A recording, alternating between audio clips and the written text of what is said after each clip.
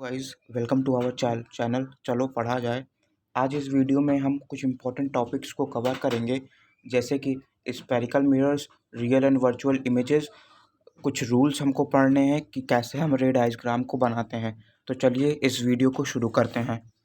जैसा कि हमने क्लास 9 तक पढ़ा था कि स्फेरिकल मिरर्स हमारे दो प्रकार के होते हैं, 2 टाइप्स के होते हैं।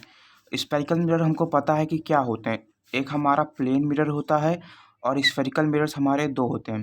प्लेन मिरर एकदम स्ट्रेट होता है, स्फेरिकल मिरर थोड़े से कर्व्ड होते हैं।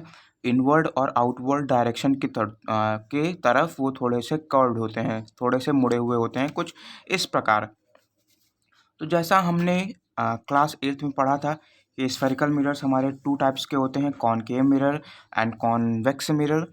तो जैसा कि हमको पता है कि द कॉनकेव मिरर जो होता है हमारा, वो थोड़ा-सा अंदर की तरफ मुड़ा हुआ होता है। उसका जो रिफ्लेक्टिंग सरफेस होता है वो इनवर्ड होता है।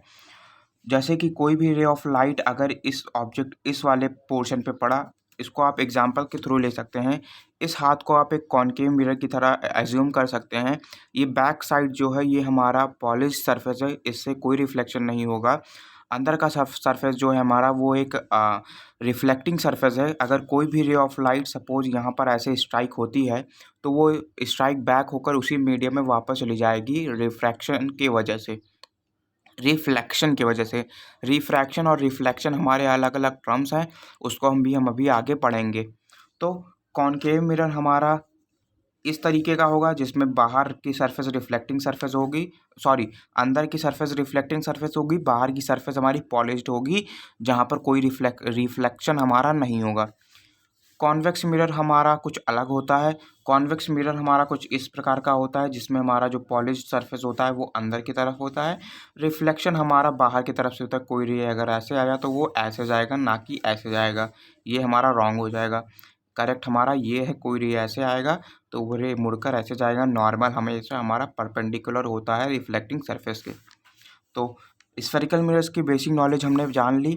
अब हम लोग कुछ पढ़ते हैं, कुछ टर्म्स हमारे हैं कि जो हमको बहुत ही ज़्यादा मेन है।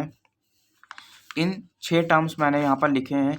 इन 6 टर्म्स में से कोई भी 3 टर्म्स या कोई भी 4 टर्म बोर्ड एग्ज़ाम में ज़रूर ही पूछे जाते हैं विथ डिफिनेशन, और इनको आपको प्लॉट करना होता है डायग्राम के ऊपर और बताना होता है कि हाँ, कहाँ पर ये हमारे स्टैंड करते हैं। तो सबसे पहला टर्म हमारा कौन सा है, that is a principal axis. तो सबसे पहला हम लोग डायग्राम बना लेते हैं।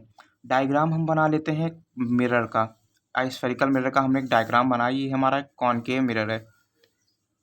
ये कौन सा मिरर है हमारा, it is a concave mirror. अब यहाँ से हमारा हमको एक लाइन हम हमेशा बनाते हैं जो कि हमारा एकदम स्ट्रेट होता है। मैं भी आपको सब बताऊंगा इसमें। ये लाइन सपोज हमने बनाई यहाँ पर, ये लाइन एकदम स्ट्रेट लाइन है। अब ये हमारा सी होता है, ये हमारा हाफ दैट इज़ एफ, यहाँ पर हमारा पोल होता है। अब प्रिंसिपल एक्सिस की हमको डिफिनेशन अगर आपको लिखनी होगी तो आप लिखेंगे कि it is a straight line that joins the centre of curvature to the pole. ये एक ऐसी लाइन होती है जो कि सेंटर ऑफ कार्वेचर को पोल से जोड़ती है। अब प्रिंसिपल एक्सिस हमको पता चल गई, ये लाइन जो है हमारी, ये क्या है, ये हमारी प्रिंसिपल एक्सिस कहलाती है। तो यहाँ पर हम लोग उसको लिख देंगे प्रिंसिपल एक्सिस। यहाँ पर हमारी ये क्या हो गई, ये that is principal axis. Second हमारा पॉइंट टर्म कौन सा था, दैट इज़ अपर्चर। अपर्चर बहुत ही ज़्यादा इम्पॉर्टेंट है। अपर्चर हमारा यहाँ से इस पॉइंट से लेकर इस पॉइंट तक जितना भी रिफ्रैक्टिंग या रिफ्लेक्टिंग सरफेस है, ये जितना भी रिफ्लेक्टिंग सरफेस है हमारा, ये पूरा हमारा अपर्चर कहलाता है। इसको हम लोग क्यू मान लेते हैं, इसको हम लोग आर मान लेते हैं। तो फ्रॉम क्यू टू आर जितना भी एरिया है हमारा, that is called as aperture. अब इसको अगर हमको डिफिनेशन वाइज लिखना हो तो हम लोग बोलेंगे इसको कि the circular area that determines the amount of light falling on a mirror or a lens is called its aperture। जितना भी सर्कुलर एरिया होता है जिस पे हमारा रिफ्लेक्शन हो सकता है वो हमारा अपर्चर कहलाता है। After that we have term third, that is a पोल।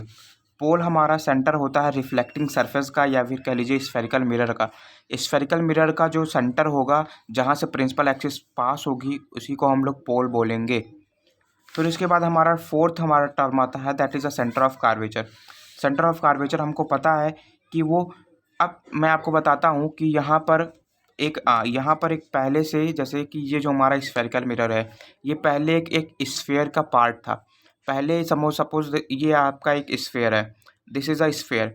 अब अगर मैं इस पार्ट को, इतने पार्ट को कट कर दूँ तो ये कॉनकेव मिरर बन सकता है।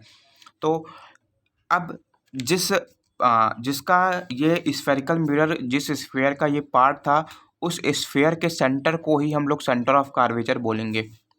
मैं फिर से कहता हूँ, जिस स्फेयर का ये स्फेरिकल मिरर हमारा पार्ट था, जिससे वो बनकर आया है, उस स्फेयर के सेंटर को ही हम सेंटर ऑफ कर्वेचर बोलते हैं।